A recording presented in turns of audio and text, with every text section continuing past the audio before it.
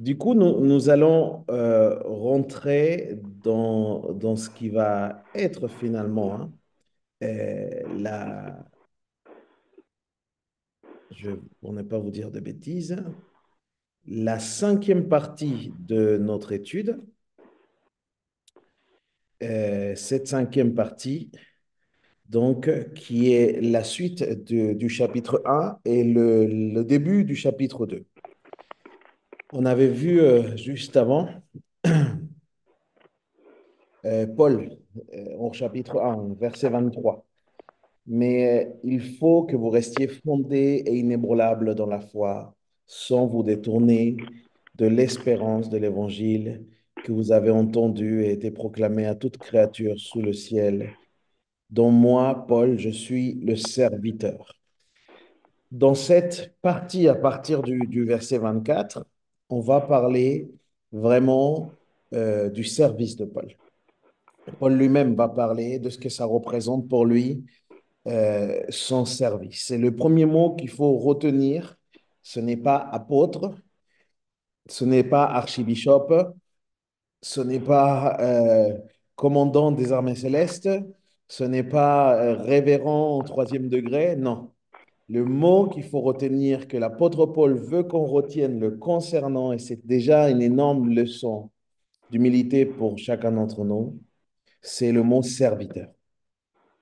Paul veut qu'on le considère non pas comme une éminence, non pas comme quelqu'un de particulier à peut-être avoir un regard au-dessus des autres. Non, non, non. Paul veut qu'on le considère comme serviteur. Il se présente comme serviteur.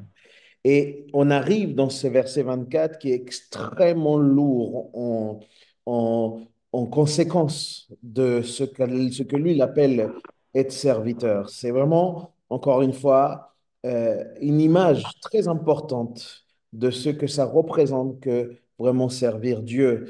Même si l'apôtre Paul, bien évidemment, avait un rôle très particulier dans l'histoire de l'Église, dans le fondement du christianisme, tout de même, il nous donne des notions, des choses très, très importantes. Lisons ensemble donc ce verset 24. Je me réjouis maintenant dans mes souffrances pour vous et je supplée dans ma vie à ce qui me manque aux peines infligées à Christ pour ce corps, c'est-à-dire l'Église. Je continue avec le début de verset 25. C'est d'elle que je suis devenu serviteur. C'est l'un des versets les plus paradoxaux qu'on peut trouver dans l'Évangile. Il y a des personnes qui ont pris ce verset pour créer même des doctrines particulières. Euh, mais ici, on a l'antipode de ce qui se passe dans le cœur, dans la vie, dans l'esprit de Paul. Il dit que je se réjouis dans ses souffrances. Et une autre chose importante aussi, il ne dit pas simplement ça, qui est déjà une contrariété à première vue, mais il dit qu'il supplée. Ça veut dire quoi? Ça veut dire qu'il rajoute, comme s'il rajoutait quelque chose à ceux qui manquent aux peines affligées à Christ. Et c'est très controversial parce que ce qui pourrait se passer, c'est qu'on pourrait avoir la tentation de se dire, si Paul dit ça, si Paul dit lui, il rajoute ou il s'adonne à partager des souffrances ou à vivre des souffrances en vue d'un manque, peut-être que Jésus n'aurait pas infligé, et ben, ça pose la question sur la plénitude qui peut se trouver en Christ. Et c'est, souvenez-vous, la thématique que Paul nous relate depuis le début de Colossiens. Il insiste auprès justement de ces faux enseignants, enfin, en défense contre justement ces faux enseignants qui semblent dire qu'il manque quelque chose à l'expérience chrétienne. Et l'apôtre Paul semble dire d'une manière très étonnante, comme, et parler en tout cas, comme s'il manquait quelque chose à l'œuvre de Christ. Et c'est pour ça que c'était très intéressant que nous puissions comprendre ce que l'apôtre Paul dit. Et pour comprendre ce que l'apôtre Paul dit, il faut comprendre ce qu'il dit auparavant. Encore une fois, l'apôtre Paul défend une idée très importante tout au long de cette lettre, qui est nous avons tout en Christ. Notre plénitude se trouve en Christ. Si l'apôtre Paul dit ça, ça veut dire aussi que nous ne pouvons pas donc lire ce qu'il est en train d'écrire comme si il pouvait lui ajouter quelque chose au sacrifice de Jésus. En fait, ce que l'apôtre Paul est en train de dire de manière très très concrète ce soir, et c'est l'objet de sa réjouissance, c'est qu'il participe au sacrifice de Jésus lui-même. Et Paul considère ça comme un sujet de joie. Souffrir de la même manière ou en partie, comme Christ lui-même a dû souffrir. Si on va à l'apôtre Jean, 1 Jean chapitre 4, au chapitre 4, il dit, l'apôtre Jean aussi, de la même manière que Christ a souffert quand il était ici sur terre, vous aussi, vous allez souffrir, mais non pas à cause du péché. En fait, Paul ne s'associe pas simplement au salut. Paul ne s'associe pas simplement à ce côté bonheur qui nous apporte l'Évangile. Paul s'associe à tout ce qui est dans l'Évangile. Et à l'intérieur de l'Évangile, à cause de l'Évangile en tout cas, il y a une part de souffrance. Et le fait que lui participe à cette souffrance, c'est son sujet de joie parce que ça veut dire pour lui qu'il est vraiment en train de vivre pleinement ce qu'est l'Évangile. Et ça s'oppose, les amis, à cette pensée de nos contemporains, dans nos réalités actuelles, comme quoi le chrétien ne devrait pas souffrir. Vous savez que j'en parle souvent de cet évangile fast-food, dans lequel on nous dit que tout le monde doit être riche, que le chrétien ne peut pas souffrir, que le chrétien ne peut pas être malade, que le chrétien ne peut pas vivre d'injustice, mais bien au contraire. Ici, l'apôtre Paul nous dit qu'il a des peines infligées. Il a des peines infligées comme Christ lui-même. Et il le dit que c'est pour l'Église. C'est pour l'Église. Parce qu'il est devenu serviteur, non pas simplement de Dieu, mais il est devenu aussi le serviteur de l'Église. Donc, si on s'attaque à l'Église, on s'attaque aussi à lui. Si l'Église en elle-même subit des souffrances, lui-même subit des souffrances, en fait. Parce qu'il est complètement lié à Jésus. Il est lié à sa propre Église. C'est ça pour lui qu'être un véritable serviteur. Non pas simplement être dans les bénédictions, dans les bénéfices, dans les joies. Non, non, non. Pour lui, vivre l'entièreté de l'Évangile, servir vraiment Dieu, être vraiment appelé un serviteur, c'est aussi vivre les profondes souffrances. Et vous le savez, l'apôtre Paul a été celui qui a été donné pour mort plusieurs fois, qui a été insulté, mis en prison. Il a été battu plus qu'aucun autre disciple. Et l'apôtre Paul, malgré cela, il va nous dire, encore une fois, on se rappelle de ce contexte de l'Écriture, hein, il est enfermé dans une espèce de prison. Et alors qu'il est en prison, justement, après avoir subi tout ça, il va dire, je me réjouis. Et voilà la puissance de l'Évangile, mes amis. La puissance de l'Évangile fait que nous pouvons nous réjouir dans nos souffrances. La puissance de l'Évangile, c'est que malgré la persécution qu'on peut faire envers nous, nous restons dans une joie. Pourquoi? Parce que nous avons déjà, nous, ce que le Seigneur nous a promis. Nous avons tout déjà pleinement en Christ. La joie de ce salut, personne ne peut nous la voler. Donc la joie de le servir non plus. Et c'est ça que l'apôtre Paul nous dit dans ce verset. Voilà le cœur de ce verset. Je continue, verset 25. Conformément à la charge que Dieu m'a confiée de vous annoncer pleinement la parole de Dieu, ce mystère caché de tout temps et de toute génération, mais révélé maintenant aux saints. L'apôtre Paul, il dit, justement, je souffre, mais au travers même de la souffrance, il y a le partage même du message. Et Dieu a choisi la parole comme le moyen de révélation pour chacun d'entre nous, comme le moyen d'accès à la foi. La foi vient par ce que l'on entend.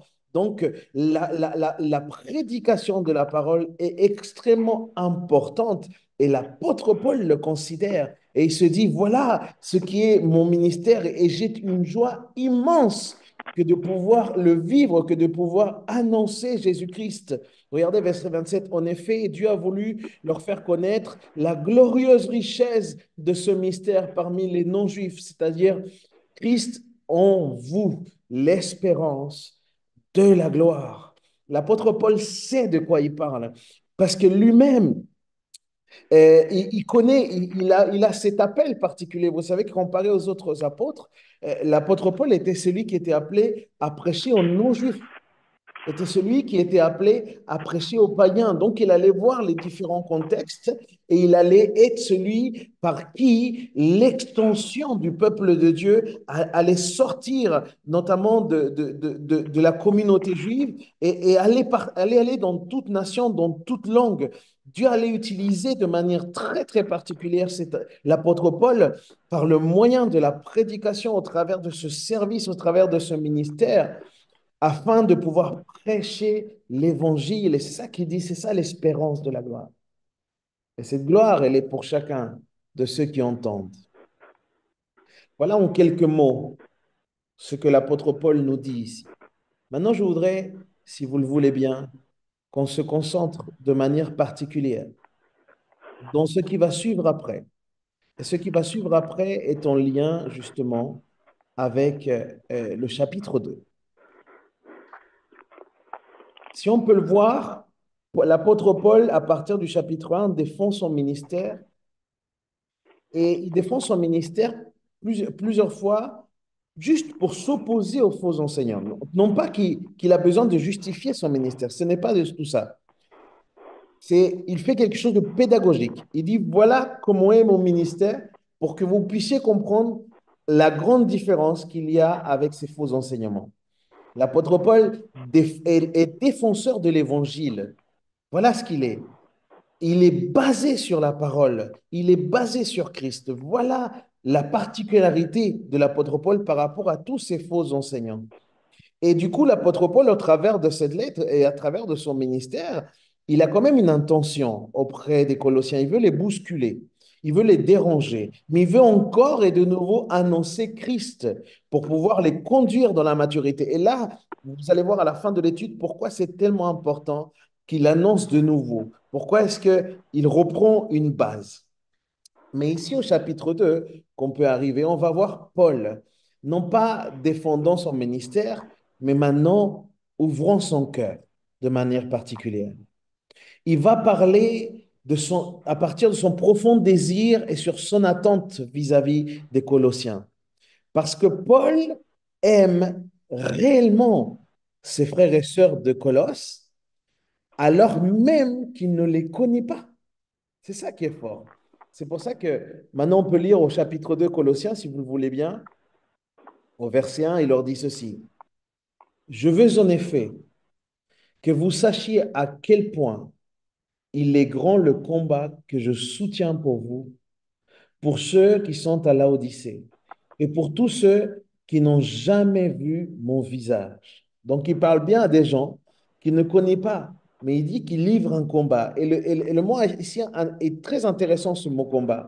Et pour comprendre encore une fois, on peut remonter à lire ce qu'on n'a pas lu au chapitre 1, versets 28 et 29, juste avant.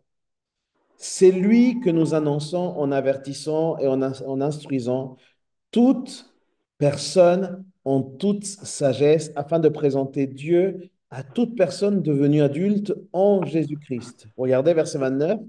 C'est à cela que je travaille en combattant avec sa force qui agit puissamment en moi. Ce mot combat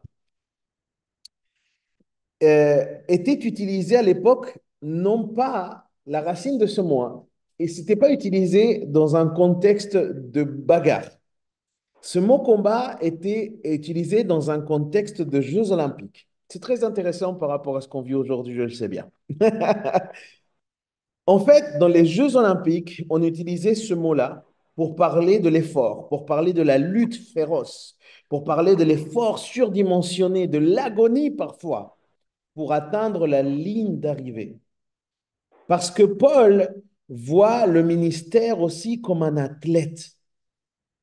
Dans ce qu'il est en train de vivre, il voit ça comme un athlète. Et il voit ça comme une course pour Christ. Et il va tout donner pour cela. Il va tout donner. Tel un athlète qui s'est préparé pendant extrêmement longtemps pour donner une course et tout donner dans cette course, c'est de la même manière que Paul voit ici. Et c'est cela aussi un exemple de service. On en parlait au début. En fait, le service, Paul ici le présente aussi comme un combat. Ça veut dire, le service est un effort important, les amis. C'est ça que Paul ici nous fait réagir, il nous fait réfléchir. Il ne faut donc pas mépriser le service, parce que Paul sait qu'il a déjà gagné la récompense du service finalement qui est la couronne céleste. Mais même ça, ce n'est pas vraiment ça sa motivation. En fait, la motivation de Paul reste toujours la même qu'il faut garder pour le service, c'est-à-dire l'amour. Et aimer pour Paul, comme aimer pour vous et moi, et qu'on a vu tellement de fois, c'est servir les autres. C'est un investissement pour les autres qui émane d'un véritable attachement, d'un véritable intérêt de l'autre, intérêt pour l'autre, dans le sens le plus honorifique du terme. Et quand on aime, on donne du temps, on donne de l'énergie. Quand on aime, on donne, tout simplement. Et donc, c'est de cela que Paul parle au travers de ce combat, dans cette première partie. Ensuite, Paul va nous partager ce qu'on appelle sa préoccupation. Et là, ça devient extrêmement intéressant. Versets 2 et 3 particulièrement. Paul ici va dire ce qu'il espère, son espérance pour les Colossiens. Et ce qu'il attend des Colossiens, c'est qu'ils se maintiennent unis dans l'amour.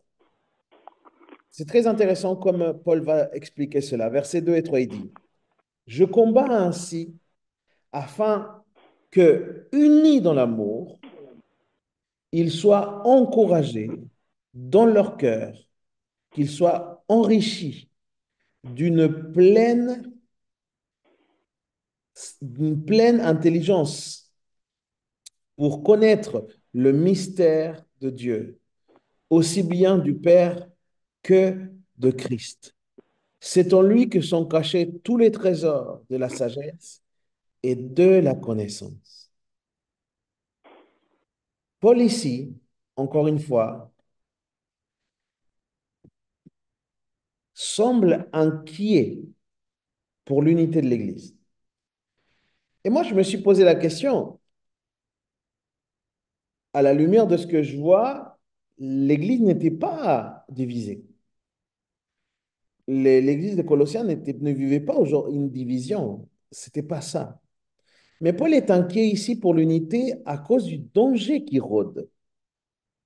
Parce que à cause de ces faux enseignements, à cause des faux enseignants, il promouvait qu'il existait une sorte de connaissance qui n'était accessible qu'à une élite. Souvenez-vous, il disait, voilà, qu'est-ce qu'il faut faire pour pouvoir compléter votre expérience chrétienne. Et du coup, il y avait certains qui semblaient être attirés par ça. Ça veut dire que leur vie spirituelle pouvait devenir comme plus efficace s'ils avaient accès à cette fameuse connaissance particulière aux philosophies. Et accepter ces philosophies, les amis, pour l'église de Colosse, pourrait venir briser la communion du peuple. Et c'était un véritable danger pour l'harmonie. Donc Paul, ici, développe sur la profondeur des liens entre frères et sœurs, les frères et sœurs de l'Église. Et il axe ce lien sur l'amour. Car la véritable unité chrétienne repose sur deux choses. Elle repose sur la vérité de la parole et l'amour. Et Paul exhorte donc à croire à une même pensée, à réfléchir d'une même manière et à pratiquer un même amour. C'est ça que Paul est en train de dire. En d'autres mots, Paul ici, dans le verset 2 et 3, il leur dit ça. J'essaie de vulgariser ce que Paul dit. Il dit, si vous êtes convaincus ensemble, très important, on part de ce principe-là. Si vous êtes convaincus ensemble que vous n'avez besoin de rien d'autre que Jésus-Christ lui-même, si vous êtes convaincus ensemble qu'il n'y a aucune vérité en dehors de Christ nécessaire pour le salut, si vous êtes convaincus ensemble qu'il n'y a pas de connaissance cachée qui écarterait le fait d'avoir un accès à l'amour ou à la sagesse de Christ, ou qui nous conduirait à ça, si vous êtes convaincus ensemble que tout ce que vous avez besoin pour votre vie chrétienne se trouve en Christ et que personne n'est meilleur qu'un autre, et bien alors l'unité se maintiendra. C'est ça que l'apôtre Paul est en train de leur dire. Parce que tous les chrétiens, les amis, ont un accès à Christ. Ils ont tous un accès à son amour infini. Ils ont tous un accès à la plénitude en lui. Et c'était ça le vice de ce message qui était donné par ces faux enseignants. Ils disaient non, c'est peut-être pas pour tout le monde. Certains pourront avoir accès à ceci et cela. Et c'est vraiment triste en même temps, très flagrant. Ça me rappelle beaucoup de situations actuelles, beaucoup d'églises, beaucoup d'enseignants dans lesquels on promet une sorte de récompense pour une certaine élite. Moi, j'ai vu des gens, les amis, qu'ils donnaient de manière, voilà, peut-être, comment dire, ils donnaient énormément d'argent. Et parce qu'ils donnaient énormément d'argent, on leur donnait une espèce d'écharpe. Et par cette écharpe, on reconnaissait les grands donateurs de l'Église. Et les gens avaient une grande fierté à pouvoir se balader avec une belle écharpe parce qu'il y avait une espèce de lite, du coup, qui se créait. Il y avait des gens eux, étaient ceux qui vraiment avaient la foi parce qu'ils avaient vraiment donné. Et du coup, ça crée une certaine distance. C'est exactement ça. À l'époque, il y avait déjà un mal qui voulait rentrer, qui voulait diviser, qui voulait écarter. Pourquoi, les amis? Parce que nous croyons tellement facilement à ce genre de choses, nous encore aujourd'hui. Combien de fois les gens croient que les responsables peuvent être plus spirituels, ou plus proches de Dieu que les autres? Pourquoi les gens croient cela? Combien de fois des gens se sont approchés à moi et m'ont demandé de prier? Et je voyais bien que dans leur demande de prière, ils pensaient profondément que Dieu allait m'écouter beaucoup plus moi que eux. C'est dans l'esprit des gens, c'est dans notre culture actuelle. Et c'est complètement faux, les amis. C'est faux, archi faux. Tout chrétien, tous ceux qui ont mis leur confiance en Jésus, toute sœur, tout frère, ont un accès direct à Jésus-Christ. Voilà la vérité. Et voilà pourquoi Jésus est allé à la croix pour avoir une relation personnelle avec chacun d'entre nous. Et c'est vrai que Dieu donne des rôles, Dieu donne des missions particulières, comme dans mon cas en tant que pasteur. Mais je vous assure, même moi, je ne suis pas forcément appelé à avoir une connaissance beaucoup plus grande que la vôtre. La preuve en est, je suis le premier à apprendre quand je suis en entretien, quand je suis en train de parler avec des chrétiens ou d'autres personnes. Je suis le premier à apprendre plein de choses. Donc, je n'ai pas un monopole de la connaissance. Non, la connaissance, elle est donnée à tous. Nous pouvons tous avoir accès à la connaissance qui est dans la parole de Dieu parce que nous pouvons tous avoir accès à la plénitude. Et c'est ce qu'il dit dans le verset 3. C'est en lui que sont cachés tous les trésors de la sagesse et de la connaissance. Ce n'est pas dans un pasteur, ce n'est pas dans un ministère, ce n'est pas dans une élite, ce n'est pas... Non, non, ce n'est pas là-dedans. C'est vraiment en lui, en Jésus-Christ. Est-ce que c'est pas merveilleux, mes frères et sœurs? Hmm.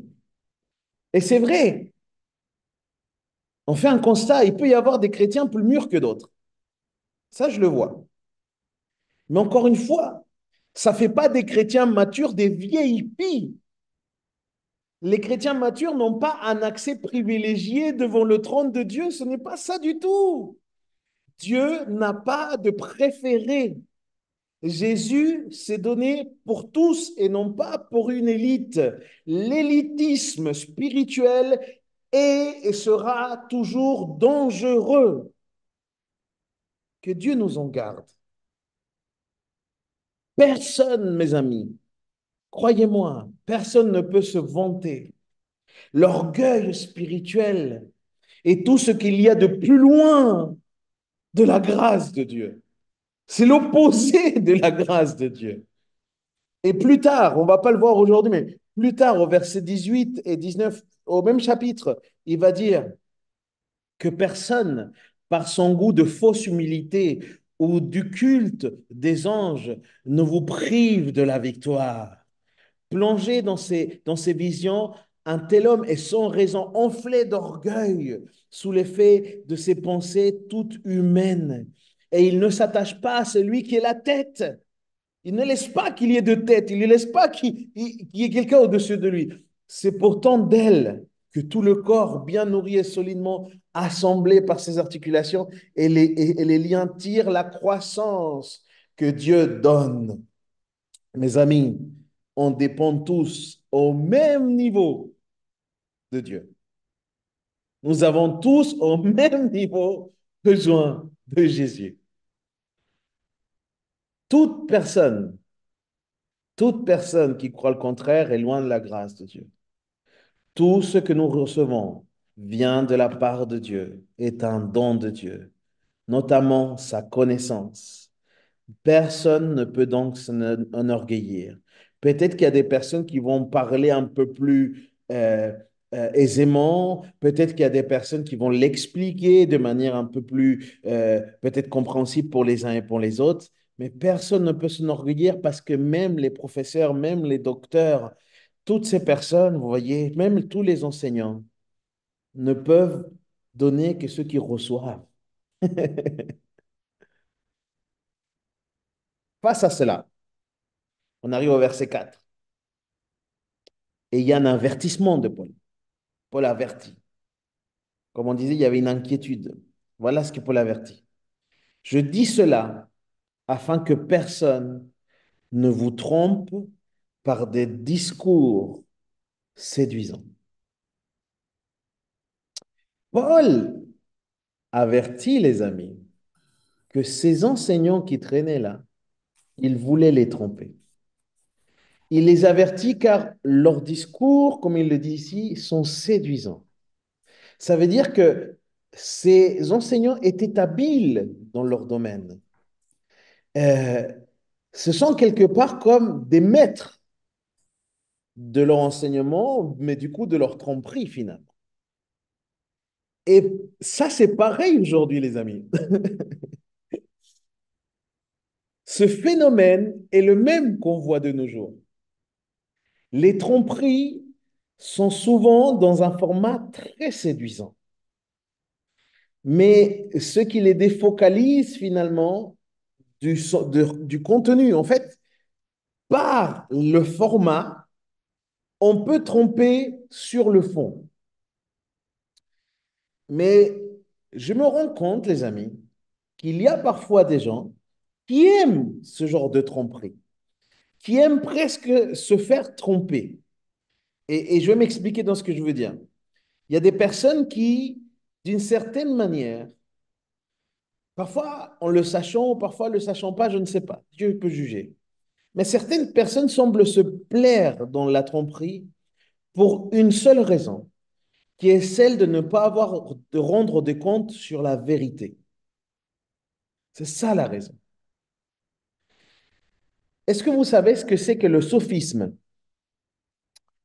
Le sophisme est un terme extrêmement intéressant qui est utilisé dans une version, dans une autre version en espagnol pour parler de ce même verset, en parlant de ce que faisaient ces faux enseignants. Le sophisme, c'est un faux argument, mais qui paraît vrai. Je me fais comprendre? Un faux argument qui paraît vrai. Je ne vais pas parler de politique ce soir, ne vous inquiétez pas. Et c'est exactement cela qu'utilisait, cette méthode-là, c'était le sophisme, c'était cette pratique-là qu'utilisaient ces fameux faux enseignants. C'était des mensonges déguisés en vérité qu'ils donnaient. C'était les rois du mauvais marketing. Il peut y avoir un bon marketing, je l'accorde. Comme ça, s'il y a des personnes parmi nous qui travaillent dans le marketing ou qui pourraient travailler dans ce domaine-là, ne se sentent pas vexés. Il peut y avoir un bon marketing, mais là, c'était les rois du mauvais marketing. C'est pour cela que ça nous concerne tellement aussi aujourd'hui. Nous n'avons pas simplement à soigner la forme, mais c'est surtout notre contenu que nous devons soigner. C'est à cela que nous devons être fidèles.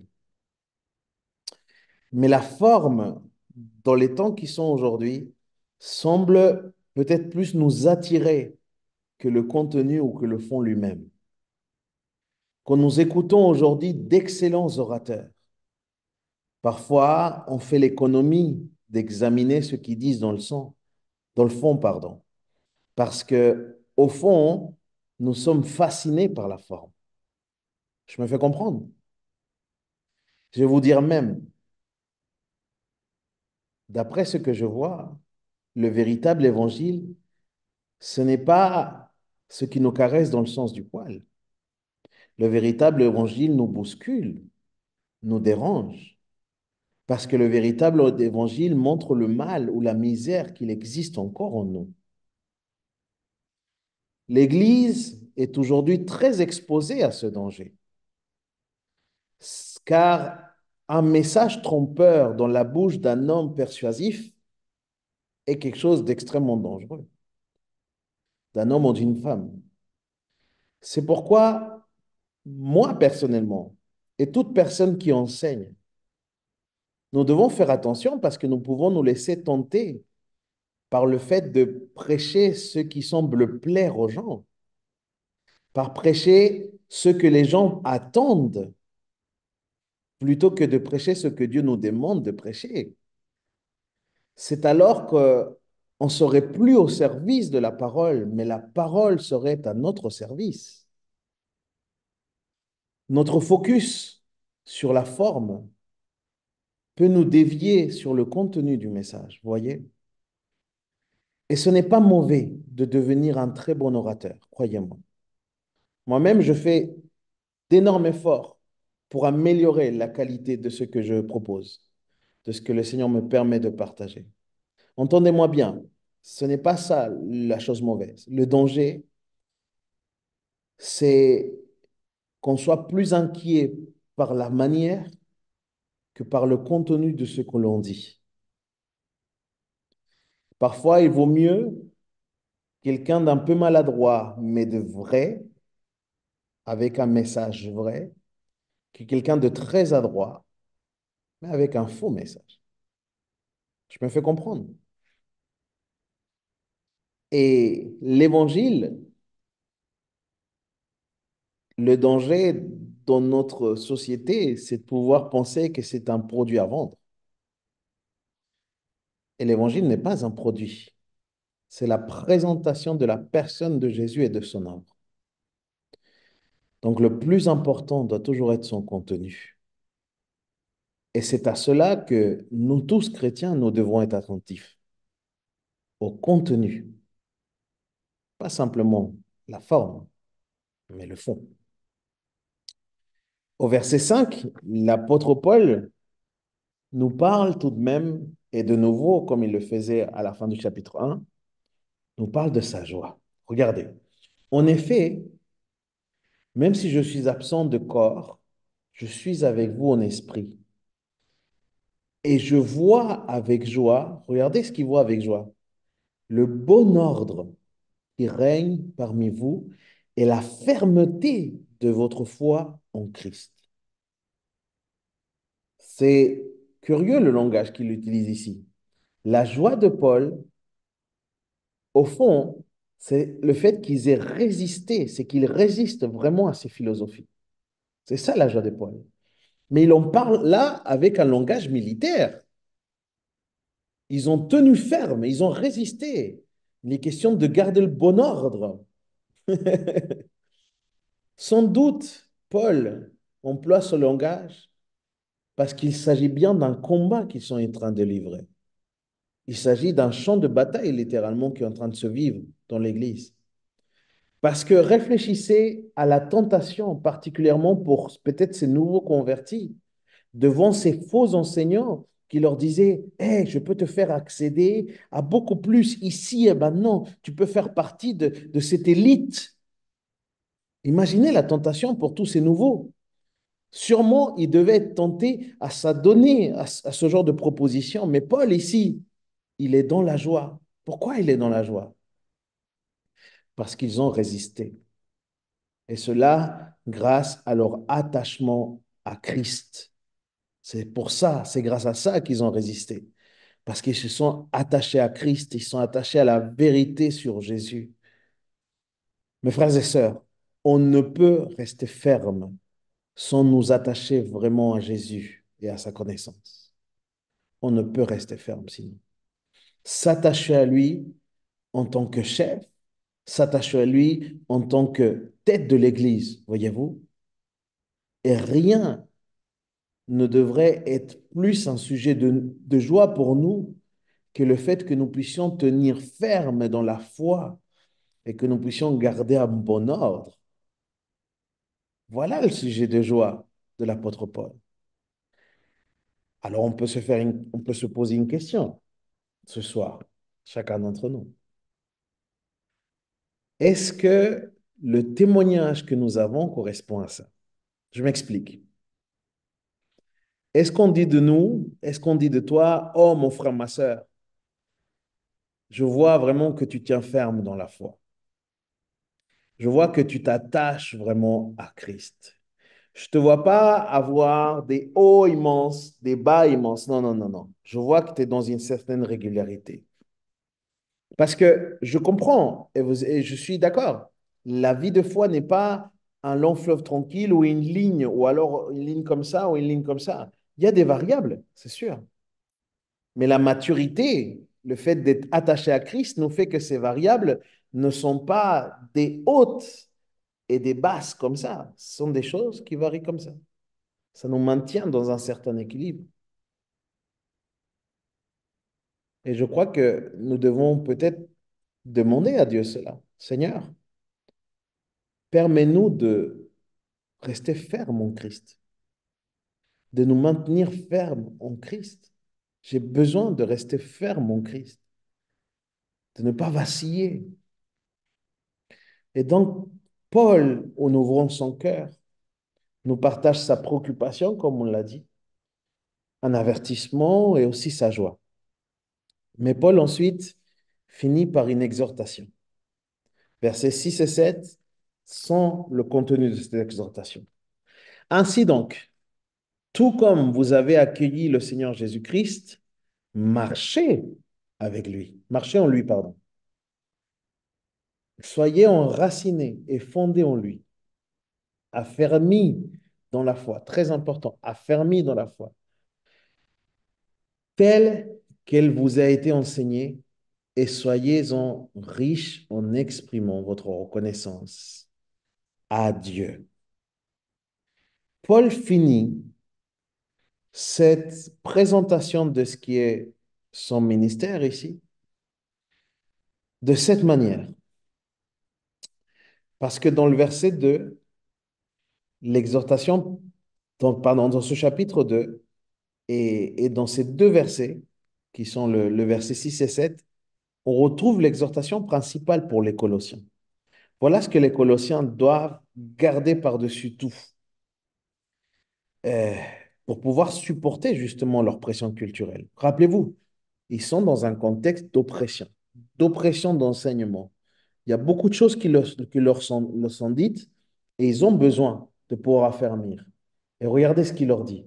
Soyez enracinés et fondés en lui, affermis dans la foi. Et cela s'applique bien évidemment encore à nous aujourd'hui. Demeurez affermis dans la foi. C'est le moyen pour pouvoir vivre aujourd'hui de manière à être agréable pour Dieu et de pouvoir résister à tout ce qui nous persécute à nous, tout ce qui peut nous attaquer dans notre contexte actuel. En d'autres mots, pardon, l'apôtre Paul leur dit, la seule manière pour progresser, pour pouvoir grandir spirituellement, c'est en restant attaché, comme à vos débuts, à Christ. De la même manière, tout en étant dépendant de lui. Il n'y a pas d'autre moyen. Au début, vous avez tourné votre cœur à Christ, vous étiez dépendant totalement de lui. C'est de ça qu'il vous faut encore aujourd'hui. Si vous voulez grandir, il faut revenir à la base. Et on peut se poser donc la question, si grandir spirituellement dans notre expérience chrétienne, si pour cela, il faut continuer de la même manière que je l'ai reçu, alors, qu'est-ce que cela veut vraiment dire que recevoir Jésus dans ma vie? Cette fameuse question que parfois je pose à la fin d'un culte ou à la fin d'un message, est-ce que quelqu'un veut recevoir Jésus dans sa vie? Qu'est-ce que cela veut vraiment dire? Allez avec moi dans 1 Corinthiens chapitre 15. 1 Corinthiens chapitre 15, versets 1 à 4.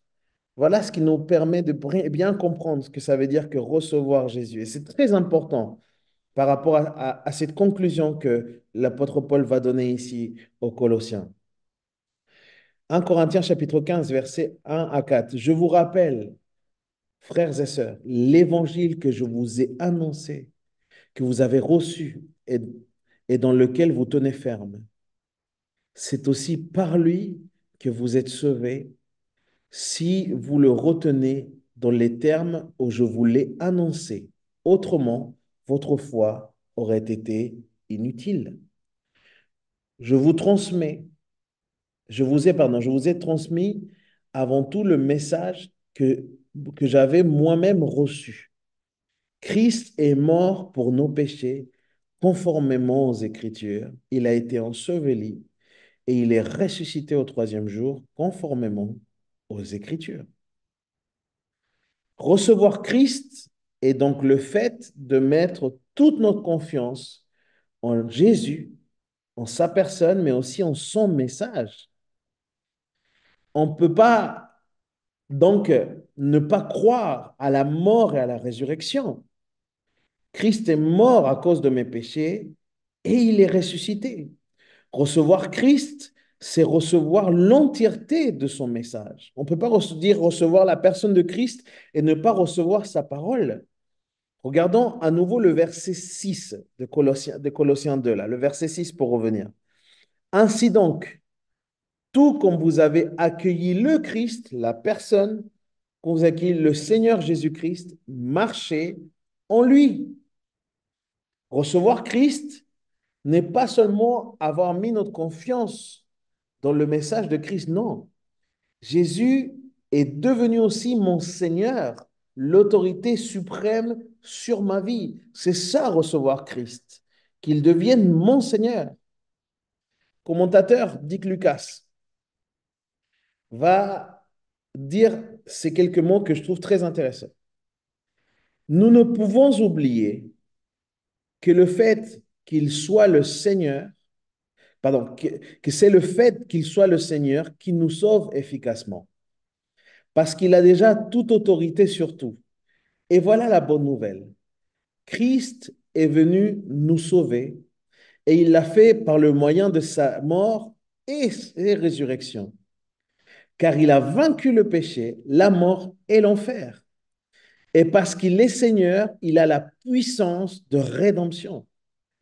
La véritable conversion est donc de reconnaître que Christ est Seigneur et de m'attacher à lui et sa volonté. C'est ça que ça veut dire recevoir Christ. C'est pour ça que l'apôtre Paul, quand il écrit aux Romains, il va leur dire cela. Romains 10, verset 9. Si tu reconnais publiquement de ta bouche que Jésus est le Seigneur, et si tu crois dans ton cœur qu'il est ressuscité, alors tu seras sauvé. Voilà comment résumer en quelques mots un cours de sotériologie. Sotériologie, en théologie, c'est l'étude du salut.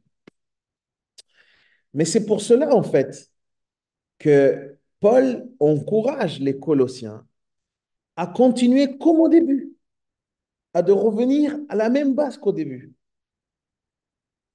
C'est-à-dire que, et pour conclure ce soir, l'apôtre Paul, plus tard on va le voir, euh, qu'il nous permet de pouvoir reconnaître quelqu'un qui vit sous la seigneurie de Jésus. C'est ce qu'on va voir plus tard. Mais ici, dans cette conclusion, on voit plutôt à quoi ressemble quelqu'un qui a reçu Jésus et qui demeure attaché à lui. C'est ce qu'il nous dit dans ce verset 7, Colossiens 2, verset 7. Il nous dit, soyez enracinés et fondés en lui. Voilà à quoi ressemble quelqu'un qui a reçu Jésus et qui est attaché à lui. Et enraciné et fondé, ce sont des termes qui parlent de la plantation d'une plante et ça parle aussi de l'édifice, de la construction. Alors voici ce que Paul dit. Christ, Christ est sur qui vous êtes planté. Christ est la personne sur qui vous êtes planté. Mais Christ, il est aussi le fondement de votre foi. Par conséquent, il n'y a pas de croissance en dehors de Christ lui-même. C'est impossible. Si vous avez été planté en Jésus, alors grandissez en Jésus. Si Jésus a été le fondement, alors édifiez-vous en Jésus. C'est ça qu'il leur dit l'apôtre Paul. Vous avez mis peut-être toute votre confiance en lui au moment de recevoir ce salut. Il leur dit alors mettez votre confiance en lui pour tout le reste. Que toute votre vie soit reposée, que votre confiance repose sur lui. S'il était là au départ, alors qu'il soit là tout au long du chemin. C'est ce que Paul dit. Il doit vivre, Jésus doit vivre en vous, tous les jours, dans les choses même les plus pratiques. En gros, tout ce que vous avez besoin est en Jésus. Nous n'avons besoin de rien d'autre que notre relation avec lui. Et comment est-ce qu'on établit une relation avec lui? C'est toujours la même chose, les amis. Au travers de la parole, au travers de la prière. Combien de fois on voit des chrétiens qui sont là dans l'Église depuis un certain nombre d'années et qui ne mûrissent pas et que la seule chose qu'ils attendent, ce sont des expériences particulières qui pensent qu'ils vont les aider à grandir. Parfois, ils cherchent des expériences mystiques ou parfois des expériences philosophiques. Ils ne le verbalisent pas forcément comme ça, mais c'est au fond ce que certains peuvent rechercher. Mais non, ici l'apôtre Paul dit que la croissance se trouve dans notre relation avec Jésus et dans rien d'autre. La plénitude est en lui.